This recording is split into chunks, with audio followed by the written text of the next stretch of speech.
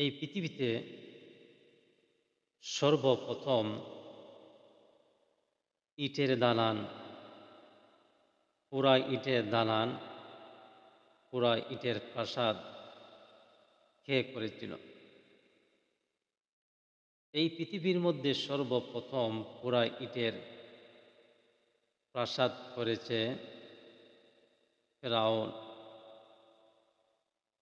ফেরাউন তার মন্ত্রীকে বলল, হে হামান, তুমি আমার জন্য একটি প্রাসাদ নির্মাণ করো, সুউচ্চ একটা প্রাসাদ নির্মাণ করো, যেই প্রাসাদের সুউচ্চে উঠে আমি মূসার আল্লাহর খবর নিতে পারি এবং আল্লাহকে হত্যা করতে পারি।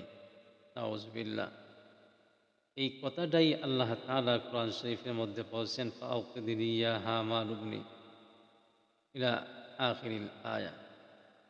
হে হামান, তুমি সুউচ্চ প্রাসাদ নির্মাণ করো, আমি মূসার আল্লাহ সম্পর্কে খবর নিব।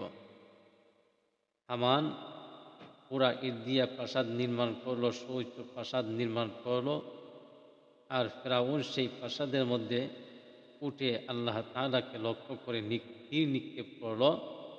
আল্লাহ তাআলা ওই তীরের মধ্যে রক্ত লাগাইয়া দিলেন।